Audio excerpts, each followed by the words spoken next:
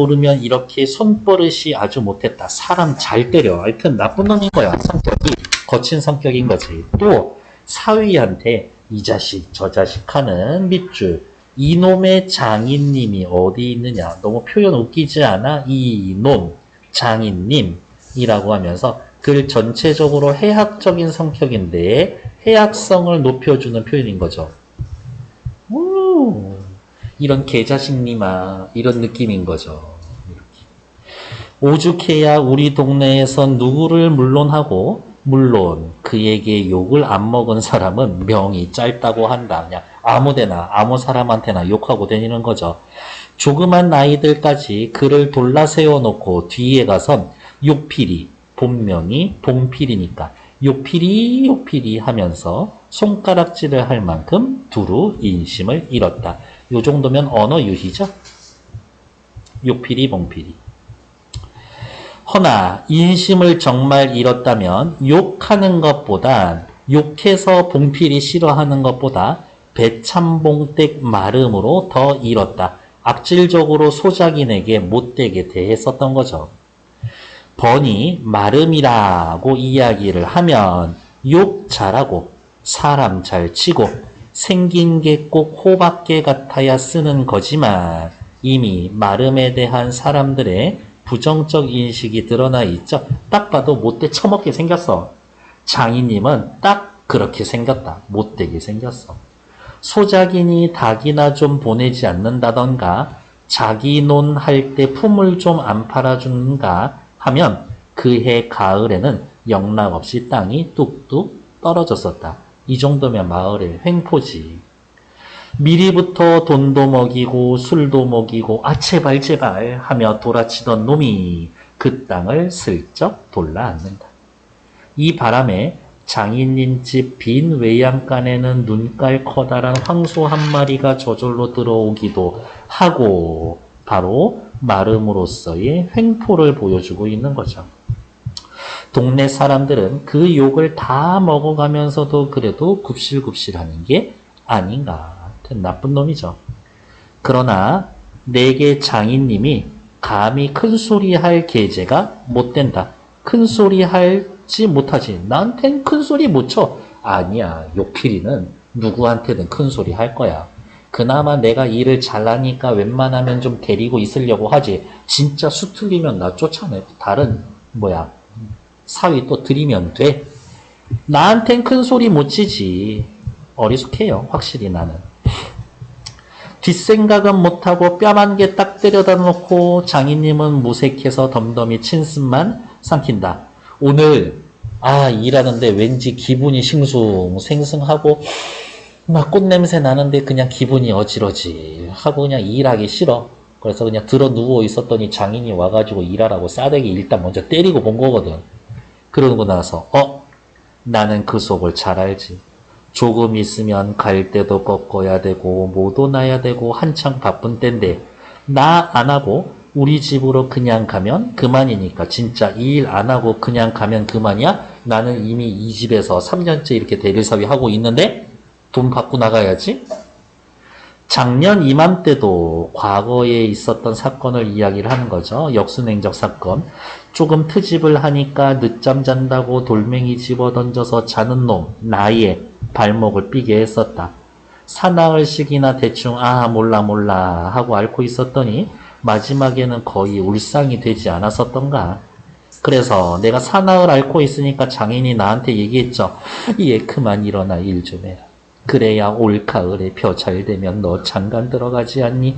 그래서 귀가 번뜩 뜨여 그날로 일어나서 남이 이틀 들일 걸 혼자서 삶아 놓으니 장인님도 눈깔이 커다래서 놀랬지. 이렇게 혼자서 논을 삶아 놓을 만큼 장인 말을 믿어? 믿으면 안 되지. 나는 확실히 성격이 어때요? 어리숙하고 순진하지.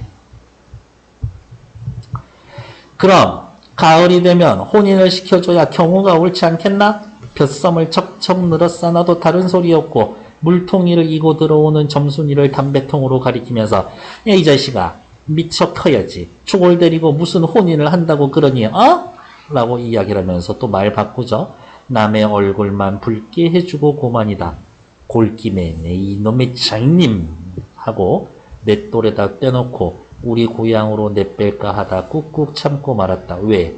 너 혼인한다고 남의 마을 가서 대릴사비 살고 있었는데 빈손으로 왔네? 이런 멍청이 소리 들을 것 같아서 못 간 거죠. 중략 부분은 이제 요 부분은 어디냐? 오늘 아침에 있었던 사건이에요. 아 몰라. 점순이한테 바보 소리 듣고 아 몰라 하고 바닥에 이렇게 누워 있는데 장인이 일어나라고 하는데 이제 지게 짝대기로 찌르기도 하고 이렇게 지렛대 넘기듯이 넘겨서 이렇게 넘기기도 하려고 하고 그러는데 너는 해라. 난 재밌는 뜻이 있으니까 갑자기 볼기짝을 후려갈길 땐 나도 모르길 결엔 벌떡 일어나서 너무 아팠거든. 그 수염을 잡아챘지만 내가 진짜 승질이 난 게 아니라 정말은 아까부터 부엌 뒤 울타리 구멍으로 점순이가 우리의 꼴을 몰래 엿보고 있었기 때문이다. 점순이 보여주려고 과시하려고 하는 거죠. 어때? 오빠 이 정도는 한다고 이거지. 가뜩이나 말 한마디 똑똑히 못한다고 바보라는데 바로 이 바보라는 말 때문에 이제 자극받아서 오늘은 반드시 답을 듣겠다였었거든요. 잠자코 맞는 거 보면 짜정 정말 나를 바보로 할 게 아닌가. 또 점순이도 미워하는 이까진 놈의 장인님. 왜 점순이도 지네 아빠 미워할 거라고 생각했을까? 점순이가 우리 아빠 수염이라도 잡아당겨 라고 이야기해서 그 말을 또 고지고대로 믿고 있었던 거지. 나는 막 때려도 좋지만 사정만 봐서 수염만 채고 지 원대로 됐으니까 점순이도 기뻤겠지. 저기까지 잘 들리게 이걸 까살라보다 여기 불 질러버릴까 보다 하고 소리를 쳤다. 그랬더니 지금 이제 상황은 어떤 상황이에요? 봉필이가 있고요. 수염이 이렇게 나 있는 상황인데 내가 이 수염을 잡아치고 소리 지르고 있는 상황인 거죠? 저기 뒤편에서 점순이 이렇게 해서 쳐다보고 있는 상황인 거고 그래서 이 수염에 불 질러버릴까 보다 라고 했더니 갑자기 장인이 손에 들고 있던 지게짝대기로 내 어깨를 후려치는 거지. 너무 아파 이건. 정신이 다 아찔해서 고개를 들었을 때 그때 나도 몸에 약이 오르지. 그래서 이 장인님, 이 녀석의 장인님 하고 눈에서 불이 나서 그 아래 밭 있는 넝 아래로 그대로 떼구로 밀려버렸다. 옛날에는 이제 집이 좀 컸던 모양이야. 이렇게 했었더니 이제 이렇게 언덕배기 밑에 이렇게 밭이 있는데 요 밑으로 장인을 이렇게 밀어서 자꾸 떨어뜨리는 거죠. 쓰러뜨려.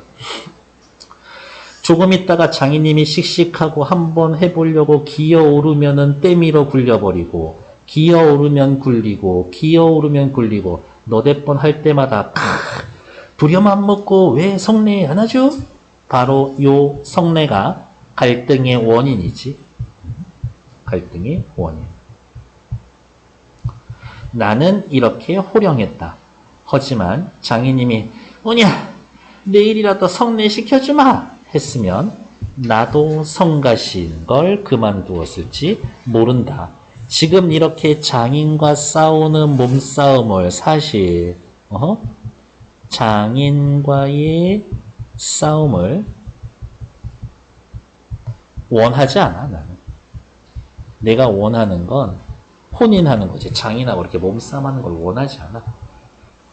아까 얘기했던 거 나야 이러면 때린 건 아니니까 나중에 장인 쳤다는 누명도 안 들을 거고 이런 상황이죠. 한 번은 장인님이 헐떡헐떡 기어오더니 내 바지가랭이를 이렇게 노리고 단박 옴켜잡고 매달렸었던 거지. 바지가랭이라고 오해해서 여기 이렇게 바지가 이렇게 있으면 여기 밑에가 바지가랭이는 아니에요. 바지가랭이는 여기 바지 다리가 이어지는 요 부분 이야기를 하는 겁니다. 나는 악 소리를 지르고 세상이 다 팽그레르 도는 것이 빙장님 너 이놈의 새끼 그냥 잡아먹어. 내 잡아먹을 거야. 할아버지 제발 나 좀 살려주시오. 어때요? 호칭을 제대로 못 쓰고 있죠? 하고 두 팔을 허둥허둥 내질 때 이마에 진땀이 쪽 숨고 이제 죽나보다 했는데 장인님이 그대로 놓지를 않아. 내가 땅바닥에 쓰러져서 거진 까무러치니까 놓지. 야, 이게 장인놈인가? 한참을 못 일어나고 쩔쩔맸다가 얼굴을 들었더니 아 맞아 눈엔 아무것도 보이지 않았었지. 이렇게 장인이 있고 지금 나의 시선에 바닥에 이렇게 누워서 있는 나의 시선에는 지금 딱 요만큼만 장인의 요만큼만 보이고 있지. 아 사지를 부르르 떨면서 엉금엉금 기어들어가 장인님의 바지가랭이를 확 잡고 낚았다. 일단 여기 요렇게 끊고요. 또 여기 요렇게 끊을 거예요. 됐을까? 그리고 요렇게 쓸 거예요. 끊어놓은 거 앞부분 장인과의 몸싸움이 이 소설에서의 절정 1.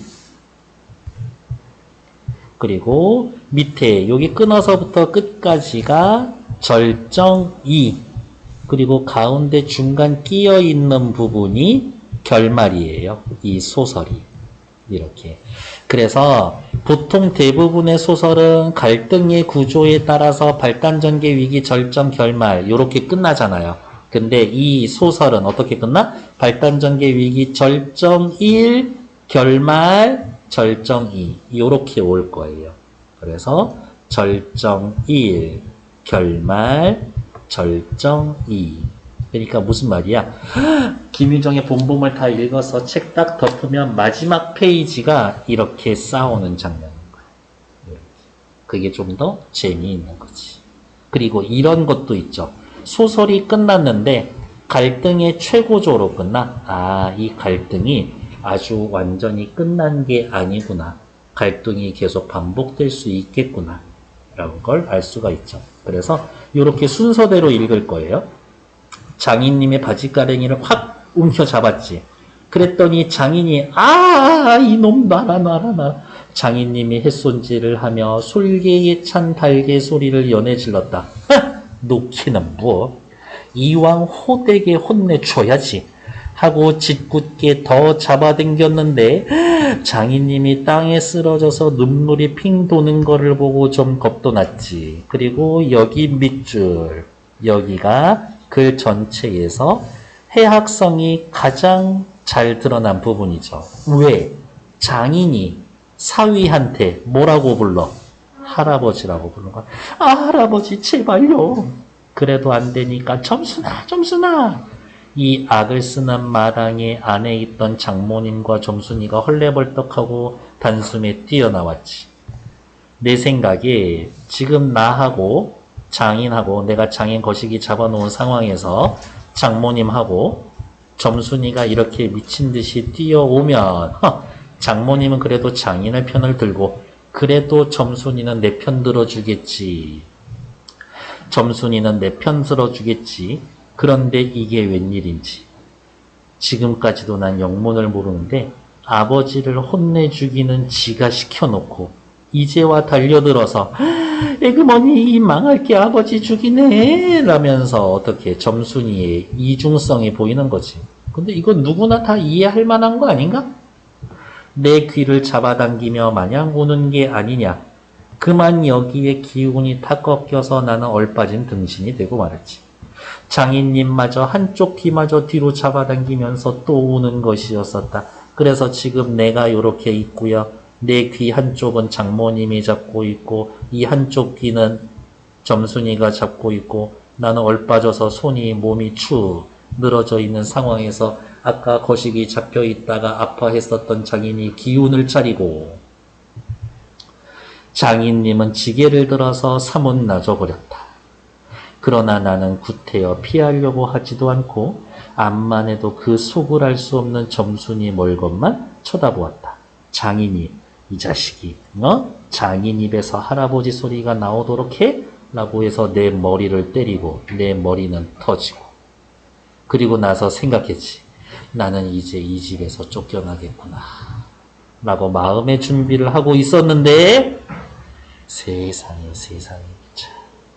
내가 머리가 터지게 다시 위로 올라오세요. 시간 순으로 읽으면 내가 머리가 터지게 매를 맞은 건 이것 때문이었어 라면서 내 머리가 터진 상황에 대해서 이 때문 오늘 시간상 아침에 있었던 장인과 나 사이에 보통은 활극이라고 표현하더라고. 장인과 나 사이에 활극.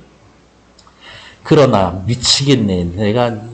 저는 개인적으로 제일 속 터지는 멘트가 이거예요. 여기가 또한 우리 장인님이 유달리 착한 곳이다. 사기쳐서 혼인 안 시켜주고 맘에 안 든다고 나 때리고 머리 터트려 놓은 장인이 착하대. 보통 사람 같으면 사경을 주어서라도 지금까지 이제 뭐 일했으니까 월급 계산해서 나를 내쫓았지. 세상에. 터진 머리를 불솜으로 손수 짖어주고 호주머니에 희연 담배 한 봉지 넣어주면서 나한테 이렇게 얘기를 했대. 올 가을엔 성례시켜주마. 앞만 말고 뒷골에 콩밭이나 얼른 갈어 하고 등을 두덕이 줄 사람이 누구냐? 이 거짓말이지. 이렇게.